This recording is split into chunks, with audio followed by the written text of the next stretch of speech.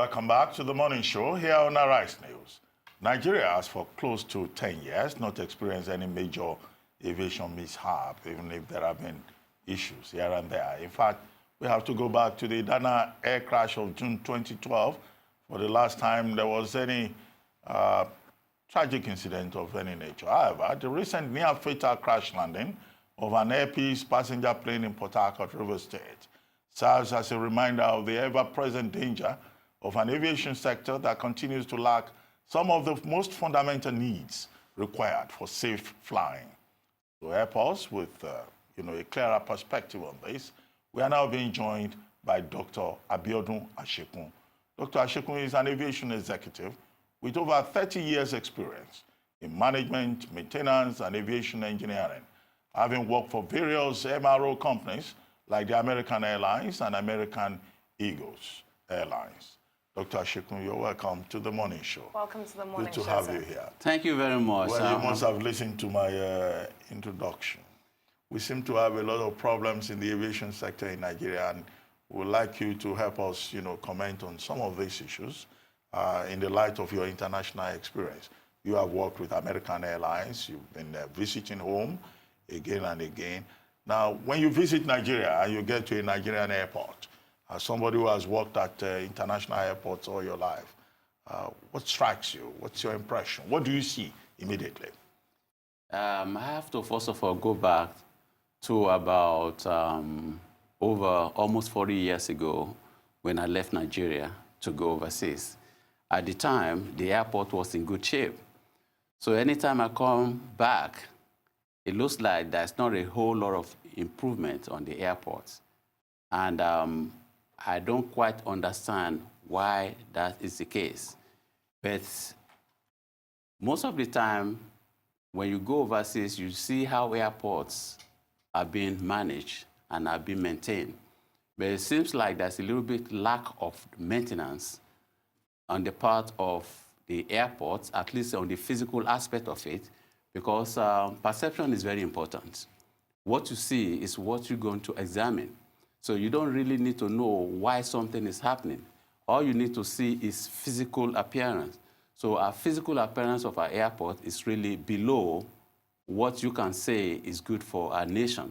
Because Nigeria as a country is a big country with a lot of people, so we should be able to have a better airport so that we can compare to other developing nations. No, what exactly is wrong with our airports? We just upgraded, some of our airports, the Murtala Mohammed Airport, the Kano International, Murtala Mohammed Airport in Lagos. What exactly is wrong? What do you see? Well, actually, okay? let me go back to the Lagos Airport. When you say you just upgraded Lagos Airport, are you talking about the new one that is going to be done or the one that is in existence? Even the one that is in existence. I mean, new car park, air conditioning. Yes, the local airports. Some things were added. I mean, I go to some countries, some smaller countries. I don't want to embarrass any country. You have to excuse me for my perception or the way what I see, because I've seen a lot, and I've seen best in class. So our airport is below what we can call best in class. Okay, so we keep pumping money into something that is not there. You're trying to take the airport that is almost not to the quality that you want. You keep repairing it. So what's happening is that you are just patching. You are patching things. So basically, it's an airport. I'll give you a good example. Just when you want to get your luggage out of the carousel. The quality of what we put in the airport is below standard. We have to be honest with you. The quality, even the carousel, the things that they put there will damage your luggage. And there is no accountability as far as who do you go to when something like that happens. If we have that, I think we do a better job as far as maintaining our aircraft. But Dr. Asekun, surely the FAA has some role to play here because they should be responsible not only for the standards if we're talking about our airports, but let's look at our aviation companies based on the recent mishap as well. What are the FAA actually doing to ensure that aviation companies comply by global standards so that we can start to actually look at some sort of progression here when it comes to our aviation industry? Because rightfully so, you did say it, we do not reach global standards. We are below par when it comes to that. And a country like Nigeria should not still be here. The fact that you've mentioned 40 years ago and still seeing the same thing 40 years later is quite worrying, especially for a young woman like me. Yeah, there's something we call compliance. When you have a compliance, you have standards. So you have to make sure that everything comes to standard. FAA, which the equivalency here is NCAA, you know. So basically, they have roles to play. And when you compromise your role, then you have issues. I'm not saying that they are compromising because I've not really dug into the whole thing to find out what is going on. But just looking from the outside, just looking as a common person without having to put my own intellect and also put my own experiences to it. Because if I have to do that, then I have to say a lot of things that is way below standard. That I cannot take what I'm saying right here. You know, but I'm not condemning what I'm saying because I don't know what the issues are. So I have to dive into that. Because see, one thing I notice is that you have laws in the books, you have things that are supposed to be done right, but you are not following it. Why is it that we're not following that? I don't know. But we have to find out what the issues are. But the most important thing is that this will not pass any muster in any nation. In fact, if I have to look at my experience to go into the airport and look at what they do over here, I will shut everything down. Every Nigerian airport? I will shut it down. So how do we travel? How do we travel? No. See, when I say I will shut it down, is that there are standards that you have to meet. There are standards that you have to meet, okay? And NCAA has the standard, and I'm sure they're trying their best to make sure that the standards are met. So why is it that we can't meet it? I don't know. But we can dive into that to find out why we are not meeting it, and we make sure that the most important thing is that all these issues can be resolved in no time, given the right perspective, putting the right people in place to make it done. To make it happen. The most important thing is that, from what I see, we are not using the right people to do the right job. That's really what I see. Because if you know what you are looking for, you know what needs to be done, then you don't need to go far to solve the problem. But Dr. Asekun, airline operators in Nigeria, I mean, they have an organization, they have an association. One of the things they put forward is they insist that the Nigerian government is not providing the necessary support, and that in other parts of the world, it's the responsibility of government to subsidize critical sectors of the economy.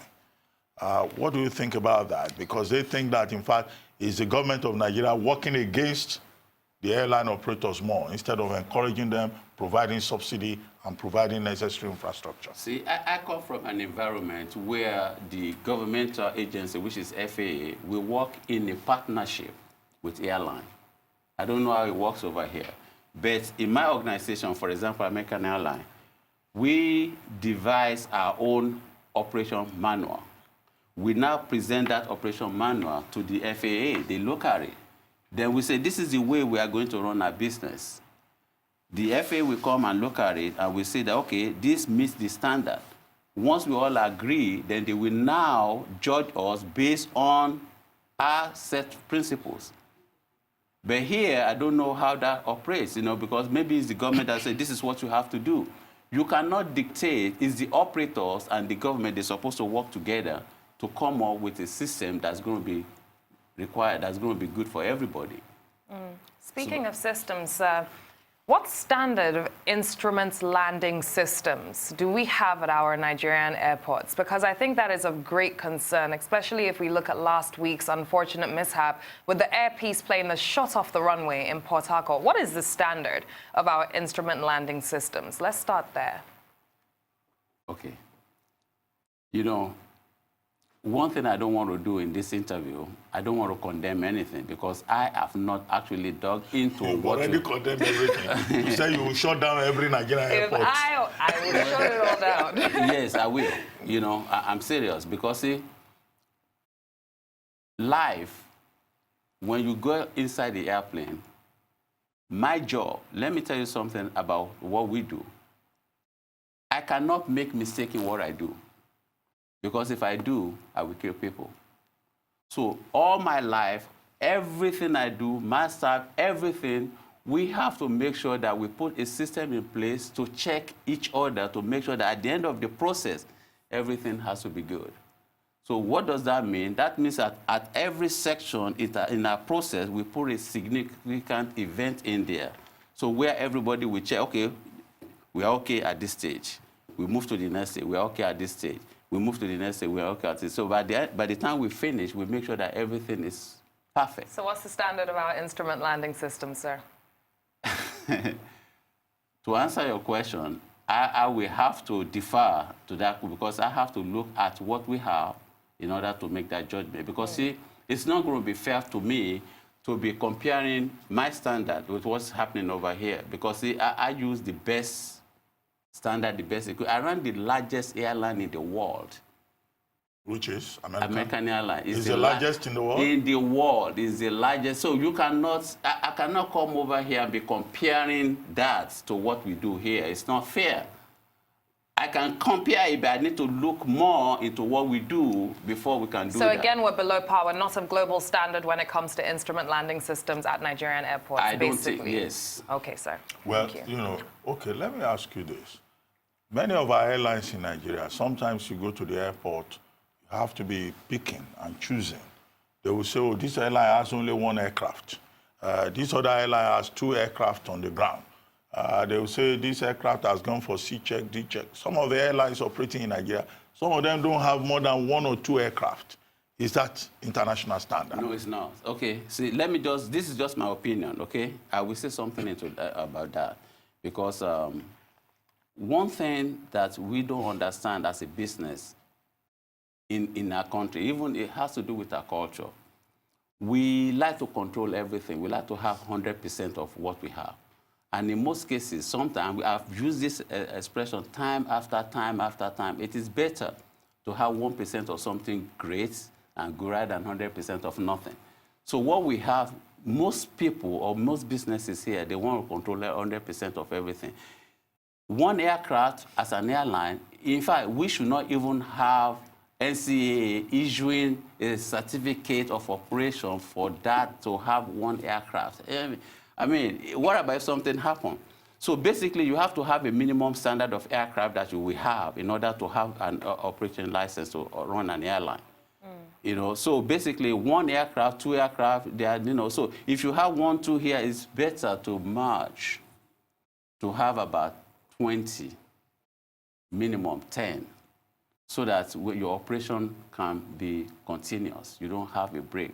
When you don't, see, when you talk about C check, D check, that's a different subject. We can talk about that later in this show because that is really my expertise, really. That, you know, when it comes to that, that is where my expertise comes in, you know, maintenance and engineering. Because to run an effective airline, you have to have an effective airplane, effective equipment, effective network, effective program.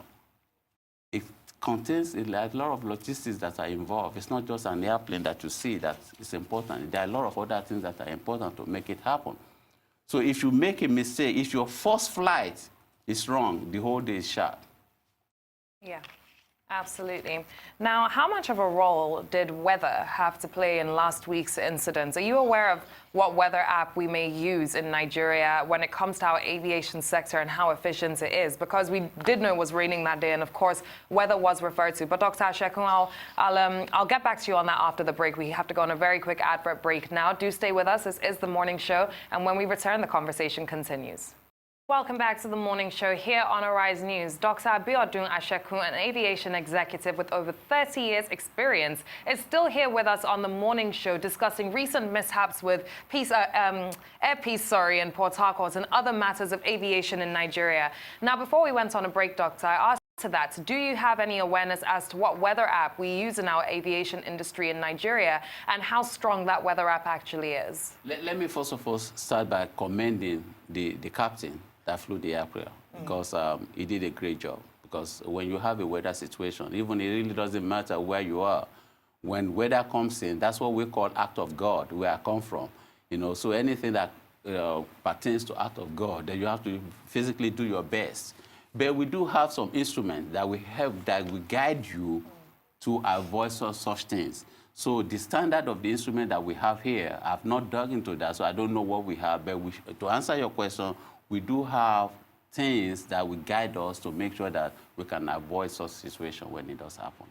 Well, I mean, you talked about maintenance culture in relation to the physical structure, the physical airport itself, and you said you were not impressed. But what of maintenance in relation to the aircraft? I mean, many years back, you know, more than maybe 20 years ago, I wrote a piece on, you know, what I saw at the airport, where there was a problem with the tire of an aircraft, and a vulcanizer, roadside vulcanizer, was actually brought, you know, onto the tarmac to come and do something, and I was shocked. And I wrote a piece about that. And then, you know, Nigerians also worry about the state of the aircraft in Nigeria. Sometimes you see that something is leaking or a seat handle is off and all that. Opening. Now, what's your impression? Have you ever traveled in an aircraft in Nigeria and observed certain things about maintenance? Yes, I did.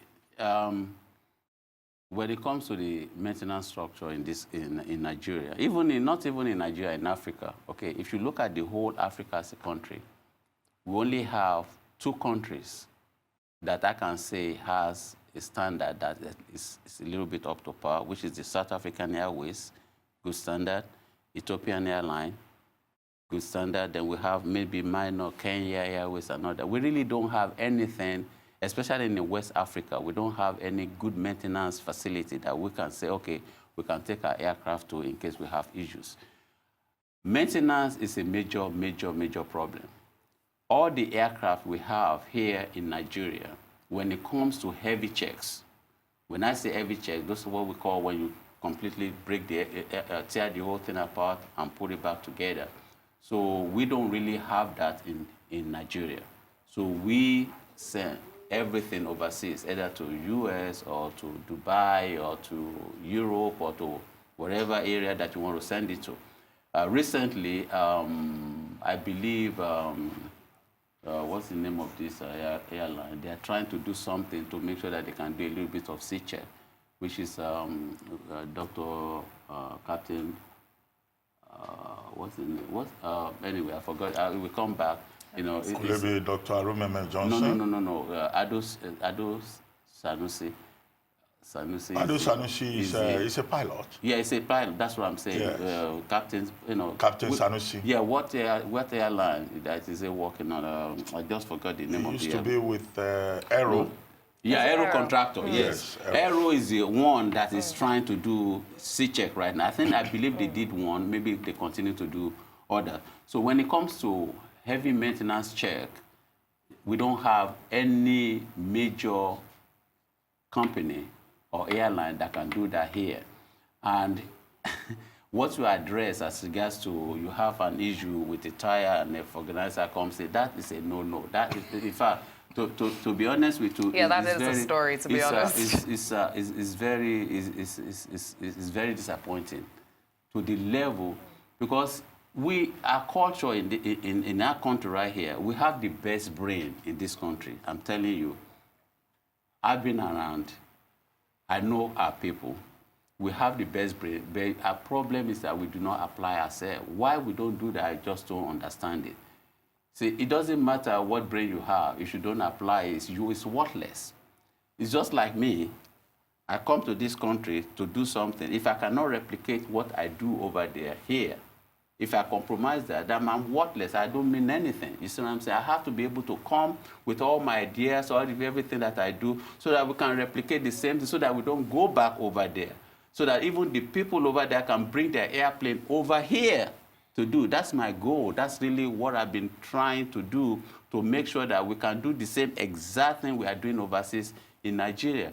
Because one thing I know about we Nigerians is that we have the best people, and given the right training, we can make things happen. But our culture is very bad. We can make things happen, and sometimes we give some false hope and false promises to the people. I recall last year when there was a lot of noise in the media, let's say, with regards to Air Nigeria and the government set to relaunch Air Nigeria. I remember the controversies around this relaunch apparently taking place in the UK, etc. Billions were supposedly spent on this project that never came to light. My question is, why do we continue to abandon projects and abandon projects and abandon projects? And really and truly, where has all that money gone now? What's happened to Air Nigeria? And to add to that, do you think Nigeria should have a national carrier? Yes. Should we revive Nigeria Airways or Nigeria Air or whatever the name they call it? Okay. Let me break that down for you.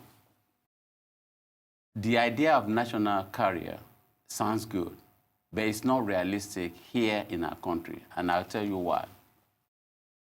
The reason why I don't believe that it's going to work here is because of us as people, because of our value system. We don't have the culture of taking what belongs to other people to make it right.